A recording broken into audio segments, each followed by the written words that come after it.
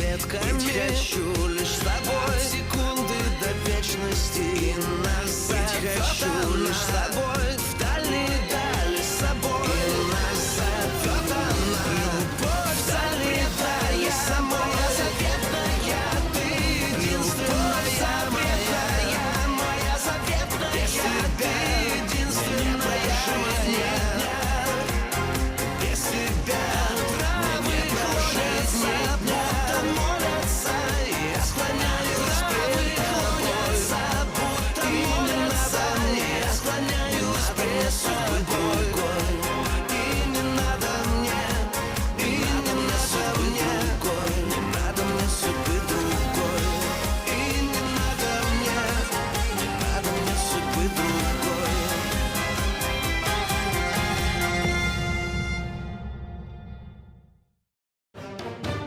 المنجم بخلي غوريخان يروح وهو بيقرر يدفن زليخة اللي ماتت بإيدين زوجها. غوريخان بيخبر أبوه إنه الحراس قتلوا زليخة، وترجى أيدن بيك يأكد على حكيه ويحفظ سره.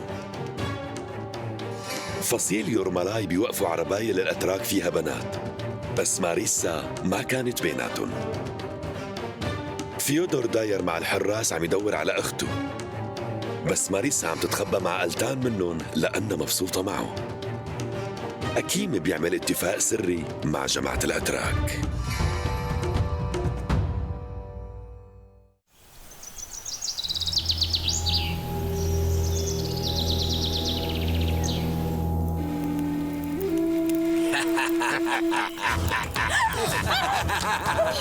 مرعوبة يا حلوة؟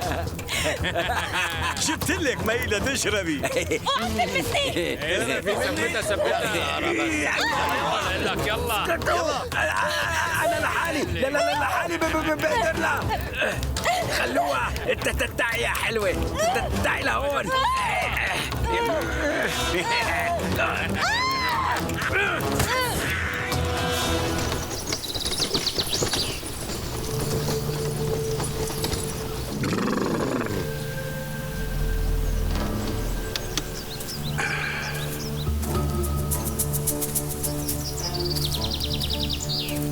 اهدي اهدي شوية.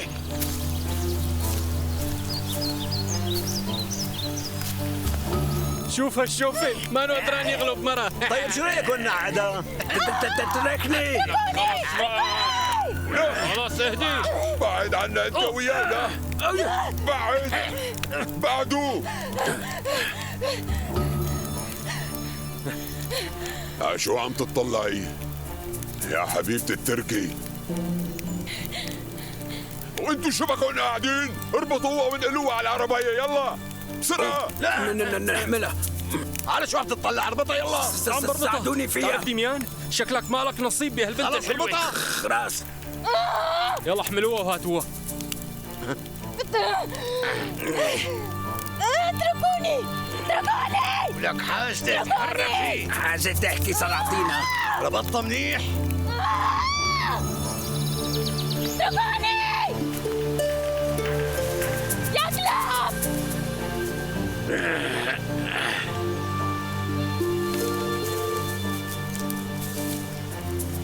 عجبني المكان.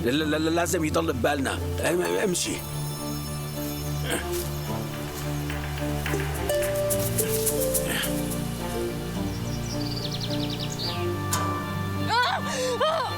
انتبهوا عليها منيح انت وياه. اذا بيصير شيء على البضاعة بيقصوا لنا راسنا. انتبهوا. ليش؟ شو مفكرة أميرة يعني؟ انت شو قلت؟ شو هاي حبيبة التركي؟ وينو هسا جاوبني؟ راسي وين طالع؟ بدكم تروحوا مشي، ما بدنا حدا يشوفنا. لك جاوبني يا قلت كلب. لك اخرسي. هس.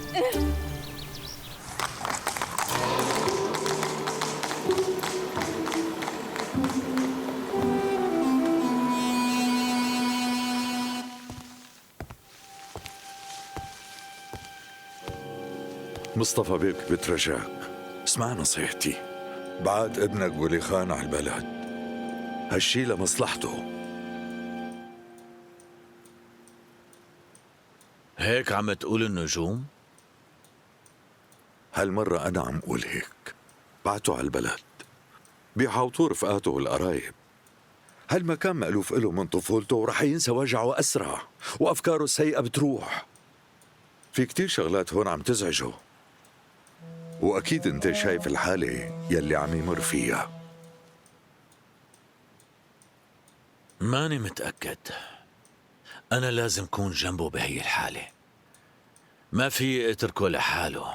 برأيي إنه نحن لازم نكون جنبه ونسنده. ما بعرف، بس اللي عم تقوله صح. موت زليخة هزه من جوا وغيره كتير.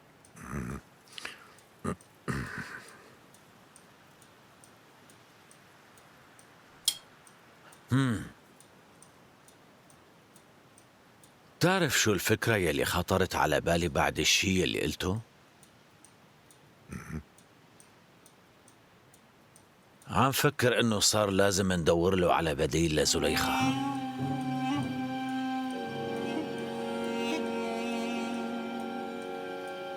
وبتوقع انه في حدا مناسب لهالمهمة. اتركني لحالي.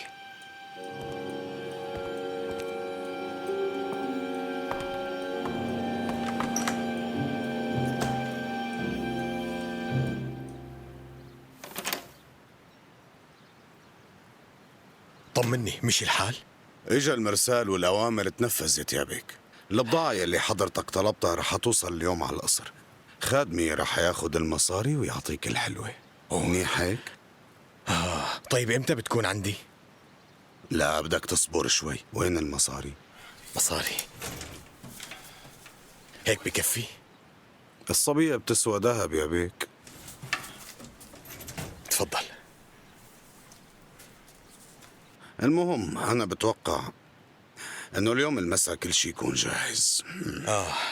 شو رأيك تبعت لخادمك كم واحد ليحرسوها معه؟ هدول المصاري بكفوا. ايه بكفوا، بس العالم الزيادة بتلفت نظر ونحن ما بدنا نصير الشك. مزبوط، معك حق. ما بدي اياك تخاف يا ابني. أكيم شخص بنوثق فيه ومو أول مرة بعتمد عليه. الله يكون بعونه. صحيح. آيدن كان عم يحكي مع أبوك من شوي. عن شو؟ أنت سمعتون؟ ما في شي بيفوتني. نصحه يبعتك على تركيا فورا. الكلب الحقير. ممكن نفذ له طلبه بس لما تكون حبيبتي معي. لما توصل البضاعة لعندك رح تكون بداية جديدة إلك، لأنه حبيبتك رح تصير بين إيديك. معك حق، بنطر مو مشكلة.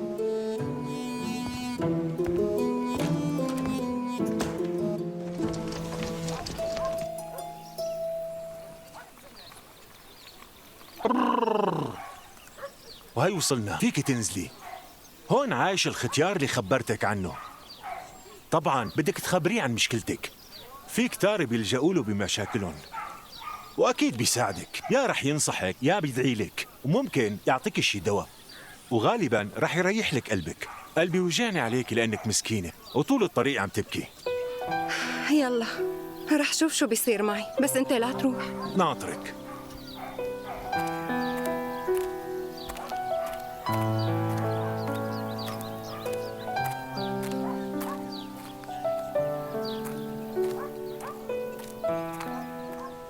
وكان بوقتها طالع عالجبل وشاف هنيك وحش كبير.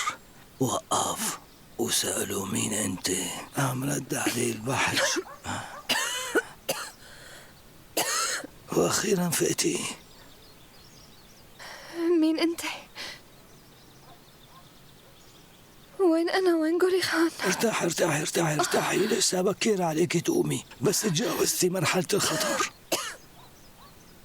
شو صاير معي؟ من 3 أيام يا بنتي جابك زلمة وكان وضعك كتير خطير. كنتي بين الموت والحياة. مين هذا الزلمة؟ كبير شوي وترجاني دير بالي عليك وساعدك، ووعدني يرجع بأقرب وقت ياخدك. كبير؟ هاد مو قولي خان، وين قولي خان؟ مين هذا قولي خان؟ هو زوجي. ما بعرف عنه شيء أبدا.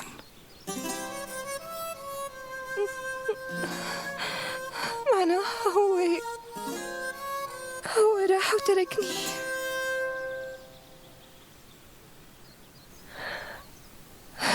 خلص أنا ما أتهمه.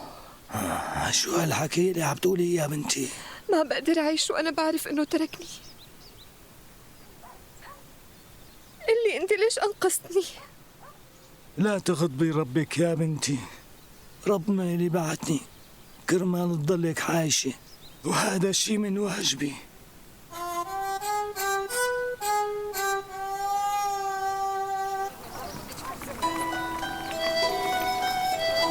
مرحبا.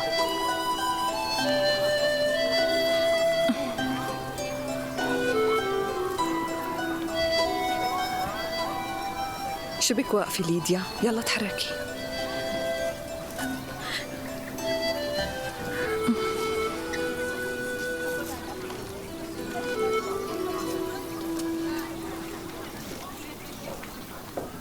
من زمان موجودة بهالمكان؟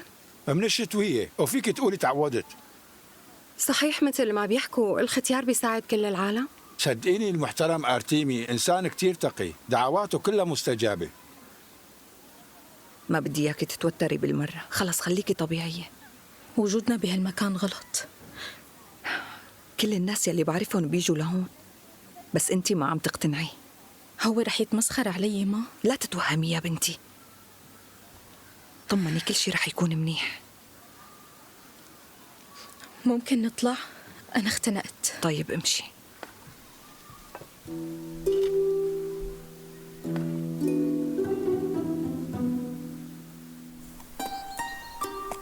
سامحيني يا ماريسا، أنا ما قدرت أحميكي، وما حدا رح يدلني وين أبرك.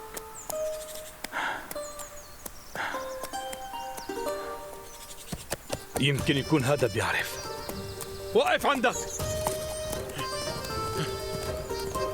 لك وقف يا حقير. وقف ولك وقف، عمل لك وقف.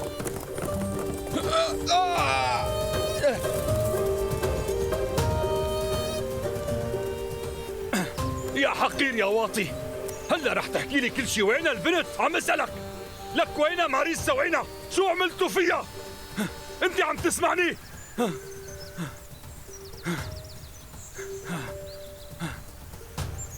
الله يلعنك، واحد حقير. حقير.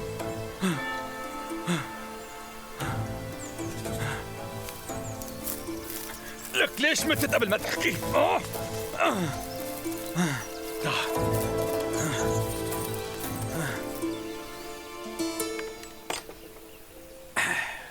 لك ايه شو هالفطاير الطيبة؟ مرتك طباخة شاطرة ايفان بروخرفيتش. ايه الفطاير بيطلعوا معها طيبين، ولأنه ما بتعرف تطبخ غير الفطاير جايبين طباخة. داريا أليكسيفنا من العائلات الراقية مثل ما بتعرف، بتقضي وقتها مع الكتب والروايات، روح قلب الروايات. التركي ما اجى لسه؟ لا، من اليوم الصبح ما بين. أنا رح أروح أقضي الشغل وبرجع على وقت الغداء. بس إذا أجى التركي بعت لي خبر مع حدا عن محل، مفهوم كلامي؟ إيه طبعا مفهوم، رح أبعت لك فورا إيكيم بروكلوفيتش. ماشي، أنت لا تشغل بالك. ماشي ماشي.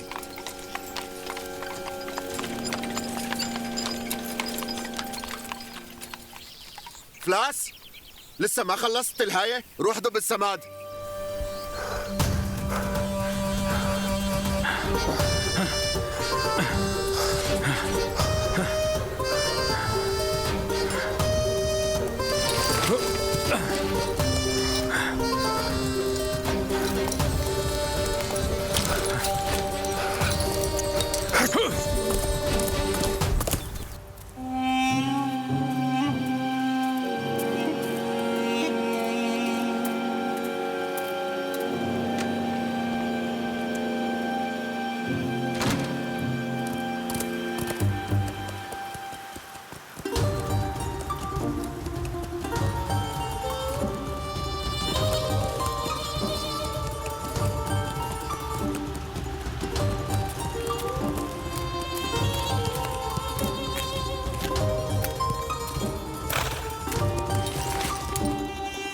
وقف عندك، لوين رايح؟ خذوني لعند مصطفى فورا يا حقير.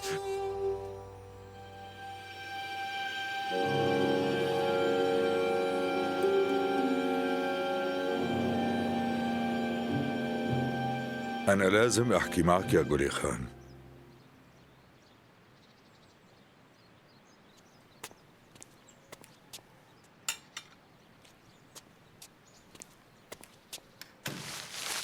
عن شو بدك تحكي؟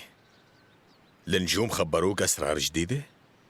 في شي مصيبة ناطرتني؟ لا لا لا، بيكفيك المصايب يلي فوق راسك.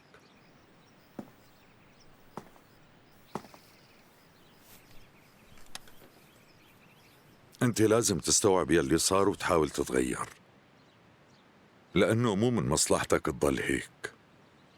انت عن شو عم تحكي ايدن بيك؟ انت لازم تتغير منشان ما تعمل مصايب جديدة. عصبيتك وطيشك كانوا السبب بتدمير مستقبلك يلي كنت تحلم فيه.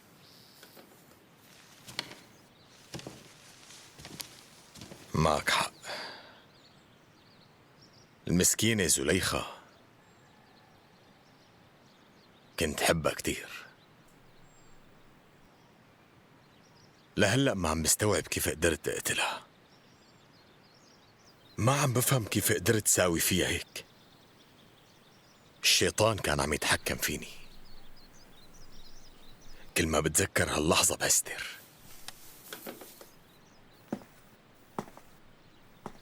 توب يا قولي خان، صلي لربك بيسامح روحك المخطئة. ليش؟ إذا صليت أو ما صليت ما عاد فيني رجع زليخة.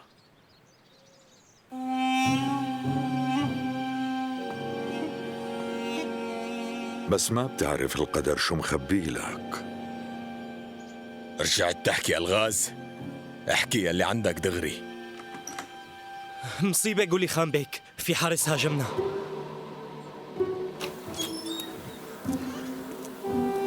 إذا ما بتاخذوني هلا لعند مصطفى أنا رح أقتله. على شو عم تطلعوا أوصوه؟ ما بعرف شو ناطرين. لا حدا يقوص. شو بدك؟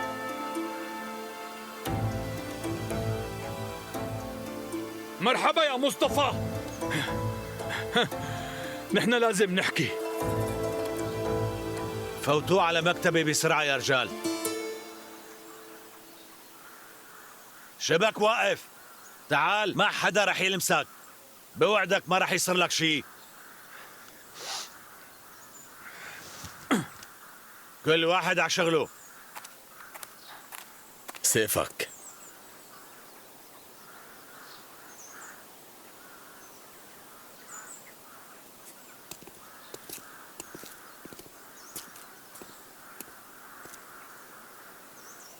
انت كيف بتجرأ تجي على قصري؟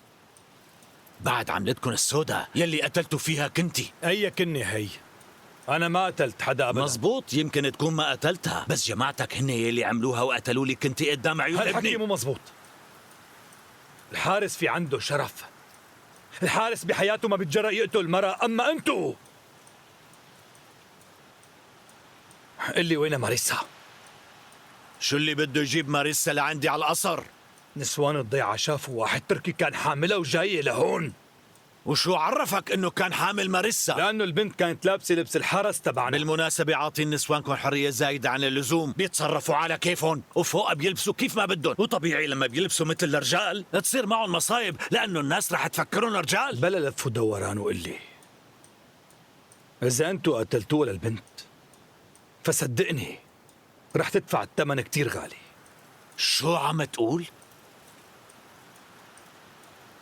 انت عارفان مع مين عم تحكي؟ انت عارفان وين موجود؟ طيب بتعرف انا شو فيني اعمل فيك هلا؟ زمير. نعم يا بيك. نادي ايدن بيك. امرك يا بيك.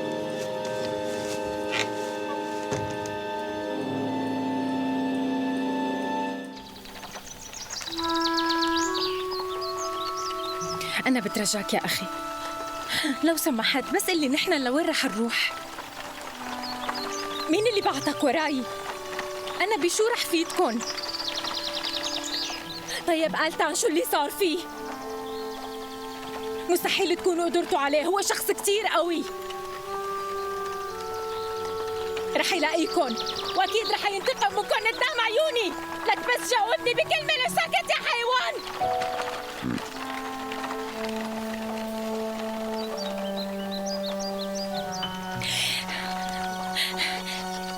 تاخد مني مصاري؟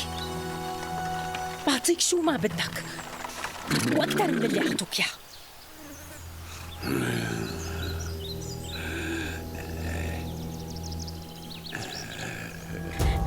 فكني ايدي، يلا يلا فكني، بدفع لك شو ما بتطلب، ما رح اكذب.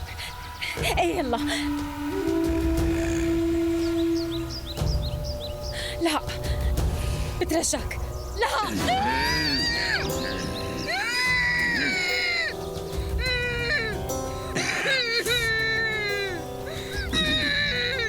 خلصي، اسكتي، ما بدي اسمع صوت.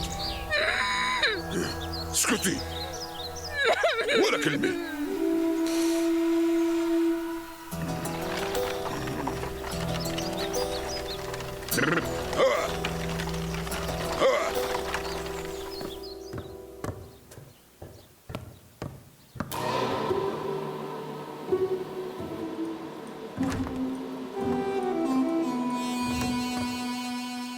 طلبتني مصطفى بيك. آيدن بيك، خبرنا كيف صارت الحادثة. مين من الحراس قتل زليخة هاد؟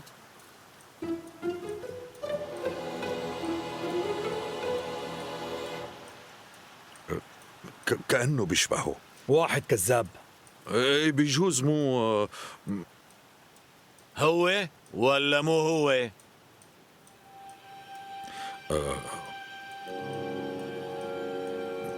بيجوز بس بيشبهه، بس يعني هن كانوا كذا واحد، أنا هيك بتذكر. أنت قلت لي إنك شفت كل شي بعيونك. شفت بس من بعيد. هن لما راحوا أنا قربت وزليخة كانت على الأرض ما عم تتنفس، وبهاللحظة قولي خان قرب، أو هو كان هنيك بالأصل، أنا ماني متذكر بالضبط. وين ماريسا؟ وين خبيتوه؟ احكوا.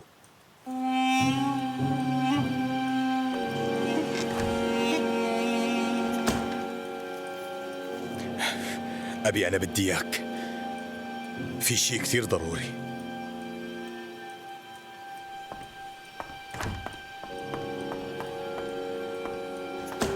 لك بس فهمني ليش عم تكذب؟ بعرف كتير منيح انك عم تكذب. الحراس تبعنا مستحيل يقتلوا البنت التركية.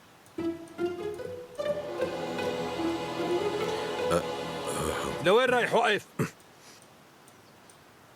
أنا راح أجيب لك الدليل.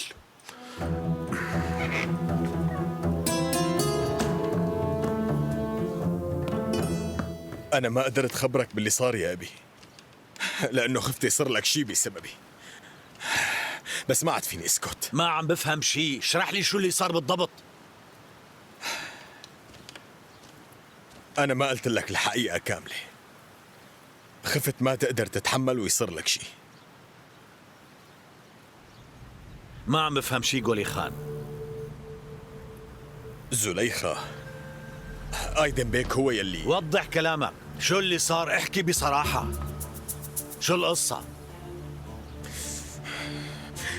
مو الحراس يلي قتلوا زليخة يا أبي. كيف مو الحراس؟ قول لكان، قول مين يلي عمل هيك، انت بتعرفه ساكت؟ والله خفت عليك.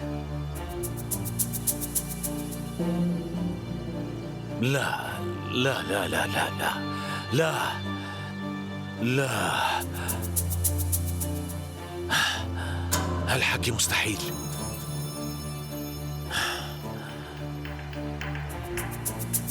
شي غريب، يعني لشو؟ ما بقدر صدق هالحكي. انت مين بتقصد؟ يعني يلي عملها هو آيدن بيك؟ صح يلي أنا فهمته؟ ايه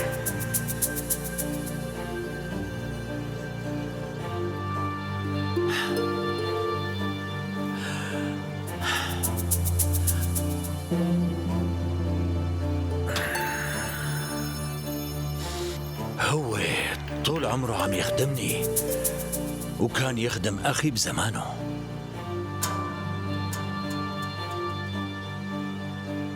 هذا هو. هلأ فهمت ليش كان مصر تسافر. بده يخلص من وجودك. ايه، مشان يخلص من الشاهد الوحيد. لكان امشي معي. هلأ رح يدفع ثمن كل شي عمله.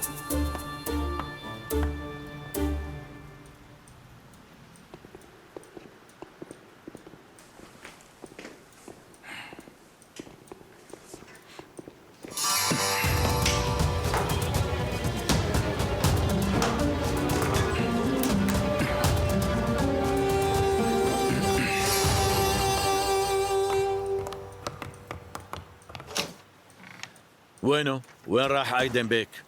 من شوي راح وقال انه حيجيب الدليل، بس انتوا لهلا ما اعطيتوني جواب على سؤالي. أنا راح أعطيك الجواب على سؤالك. زمير، جيب لي أيدن بيك لعندي لهون.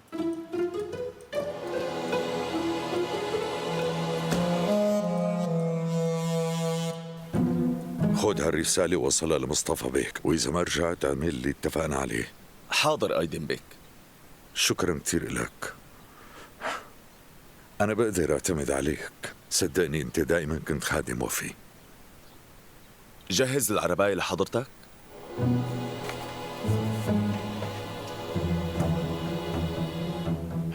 لا تأخرت، ما منلحق. أيدن بيك، لو سمحت خليني نروح معك. أنت خليك عندك، رح تكون عيوني ودني هون.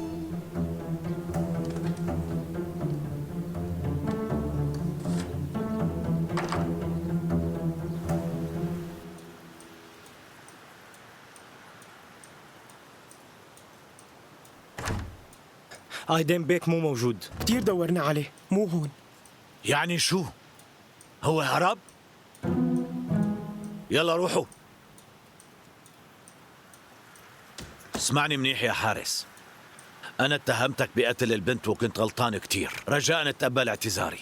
يلي عملوا هالعملة القذرة مو جماعتك. المنجم هو يلي سواها. هو الرجال يلي شافوه نسوان حامل جثة كنتي، رجع بكل وقاحة وعامل حاله مسكين ولا كأنه عامل شي. كانت بتياب الحرس؟ طيب من امتى يا سيد مصطفى التركيات بيلبسوا تياب الحرس تبعنا؟ ولا هن كمان فيهم يعملوا يلي بدهم اياه؟ وين اندفنت؟ بدي اتاكد وشوف بعيني وين اندفنت. هيك بدك؟ بوعدك رح يصير هالشي. ابني بياخدك بإيده. أبي ما في داعي. قولي خان اعمل الشي اللي طلبته. أبي. نعم قولي خان. لا. نعم.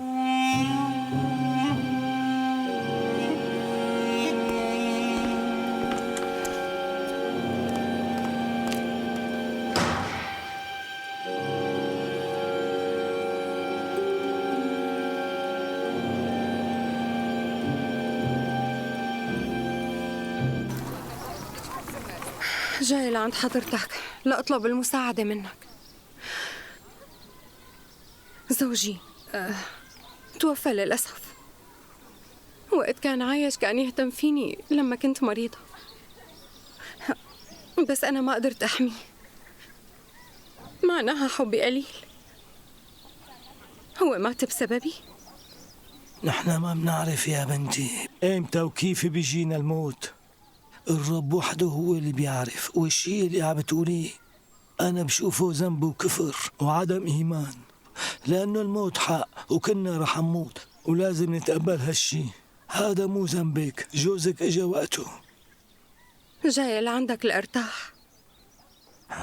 أنت شو اسمك؟ أولغا. اسمعي شو رح أقول لك يا أولغا، أنت شاعرة بالذنب لهيك لازم تصلي. لازم تصلي لحتى ترتاحي. صدقيني يا بنتي أنا ما بقدر ساعدك بهذا الموضوع. فهمت كل شيء. شكرا إلك. شكرا.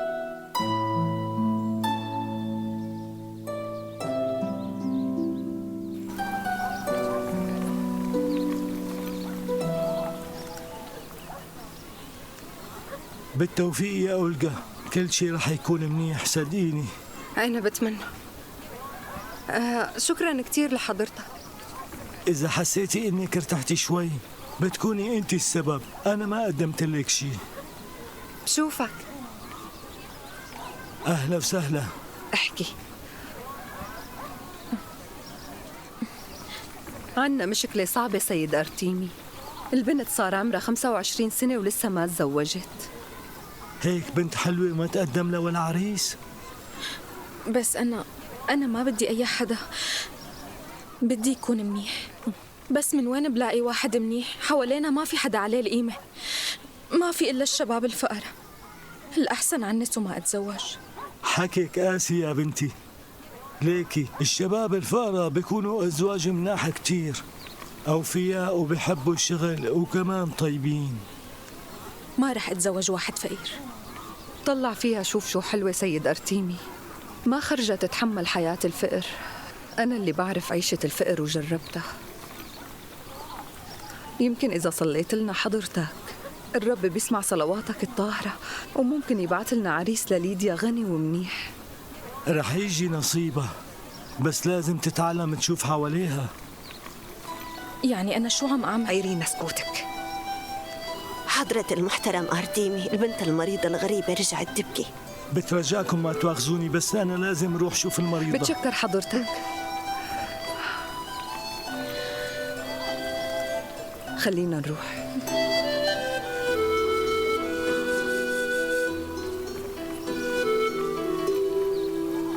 وانتوا رايحين كمان؟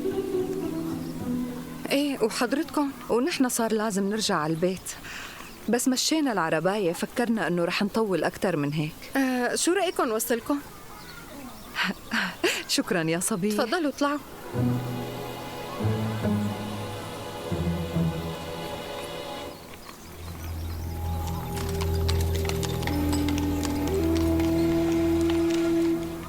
لا تعذب حالك، أعطيني إياهن عنك.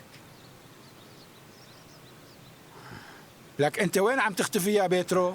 عم يجوا عالم جدد لعنا وأنت ما عم تعرف شيء. كيف يعني؟ ليكني قدامك. إيه بلا أنت ما بتجي إلا لما العالم تمشي. لما بتعجق عنا هون دائما بتلاقي شغل تروح عليه وتتخبى فيه. لك شو قصتك أنت يا زلمة؟ لك خلصنا لا تستلموني. صبصب كمان، هالشغلات مجرد صدفة. ايه وين أرتيمي؟ في عنده ضيفة قال بدها تتعالج، بس من وقت ما اجت مقضيتها بكي. اها، ومين هي؟ أنا شو بيعرفني؟ باين إنها غريبة عنا وبس. شلون بدي أعرف؟ غريبة قلت لي. إيه غريبة، مو من هالمنطقة.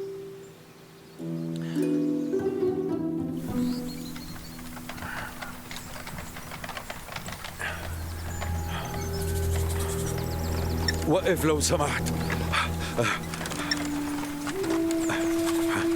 أنا بترجاك وصلني عند الختيار أرتيمي، هو قريب من هون مو بعيد، قصة حياة أو موت. روح من هون. بترجاك فهمني، إذا بيلقطوني بيموت حدا ما له ذنب المرة. روح من هون.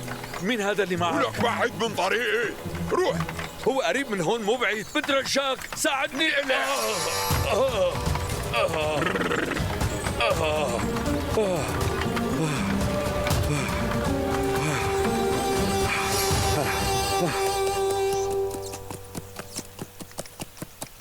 يا زعيم في أتراك العمى. يا زعيم خلينا نروح نخلص عليهم. واقف عندك. هلا مو وقت المشاكل، تحركوا يلا وراي.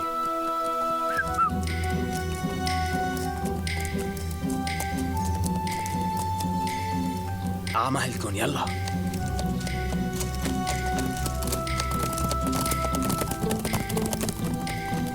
مو هاد يورمالاي؟ شوف يا زعيم، إيه فعلا هذا يورمالاي.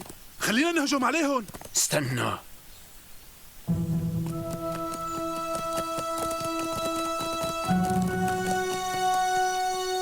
لكن يورمالاي باع حاله للأتراك. ما لازم نتركه هيك فيودور. لك انت قلت انه باع حاله للاتراك، ابصر شو بيكون عم يوصل لهم معلومات يا زعيم. الخاين اللي مثله ما بيستاهل غير رصاصة براسه وخلصت القصة. ايه معه حق. خلصنا، مو وقته هالحكي هلا.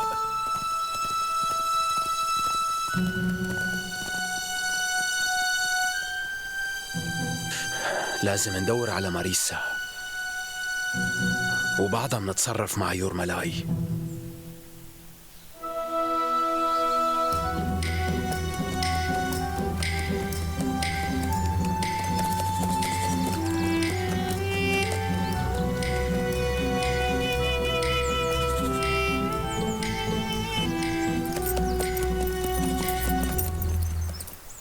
ليك هون، شفتها؟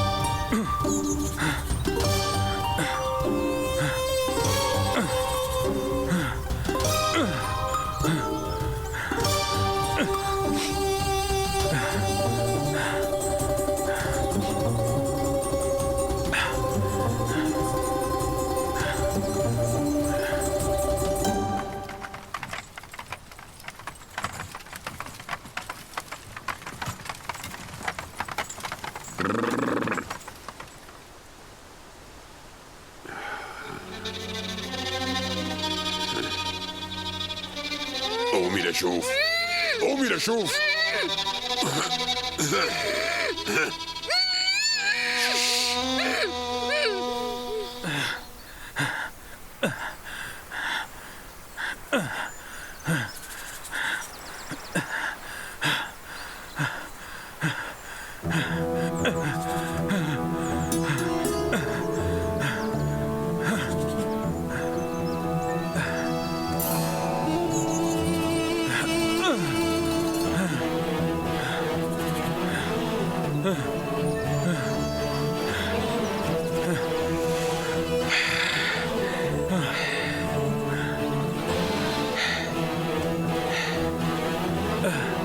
ما في داعي تحفر أكثر، الأرض محفورة كتير.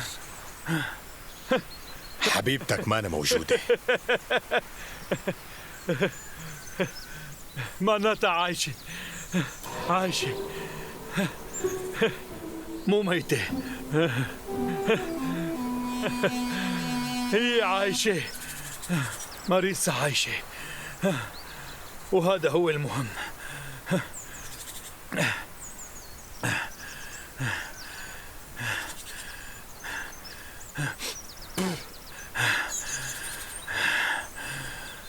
ليك وصله لأبوك إنه أنا بتشكره، طلع عن جد عند كلمته.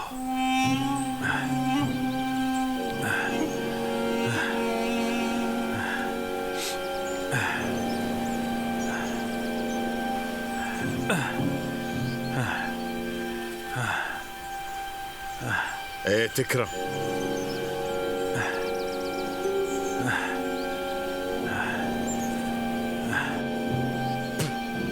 أما شغلة هي الجورة مو شغلتي، إذا بدك ردمها،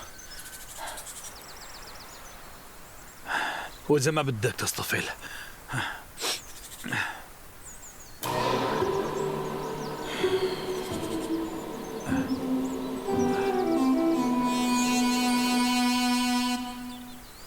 طلعت عايشة.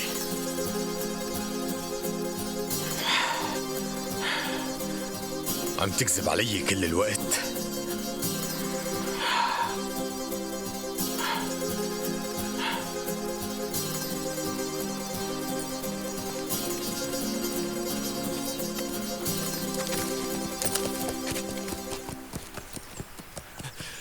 قولي خان بيك، هذا الحارس راح. مو وقته هلا، لازم نلاقي ايدن بيك. ما بظن يكون بعد. اردمها منيح.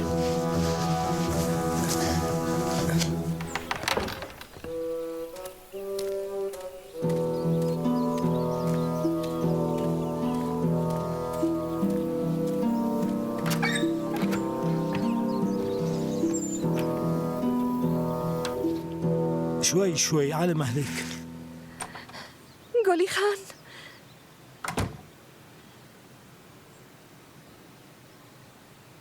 ليش ما أجل عندي؟ معقول ما يجي؟ اتركوني لحالي، اتركوني لحالي، ما بدي حدا اهدي معي. بنتي اهدي، خلص نحن طالعين. قولي خان مين بيكون؟ زوجها. يلا امشي بيترو.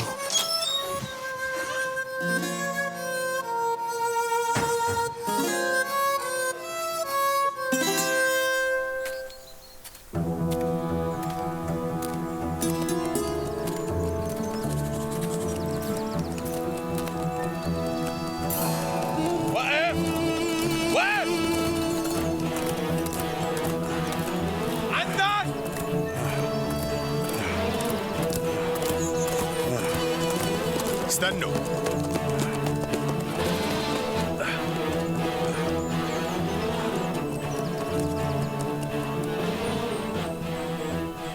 وين زليخة؟ وين خفيتها؟ يا ريت ما تستبق الامور يا قولي خان، انا بوعدك انه عن قريب رح اتفهم كل شيء، بس هلا اهدى. بكل وقاحة عم تشرح لي شو اتصرف؟ انا بعرفك من طفولتك يا قولي خان، وبعرفك لما بتعصب قديش بتكون قاسي، وكمان بعرف المهمة العظيمة اللي ناطرتك بالمستقبل. اجي تعطيني مواعظ، انا مليت منك. هالمهمة اللي ممكن كتير تفقدها بسبب عصبيتك وبسبب عاطفتك المجنونة. يا بيك، شو رأيك ناخده ونسلمه لمصطفى بيك؟ هو كل عمره خادم لإلكن. ولك مين انت؟ كيف بتتجرأ تتفهمن علي ها؟ مسامحني يا بيك. أنا هون اللي بقرر. زليخة وينها؟ جاوبني! عم قلك وينها؟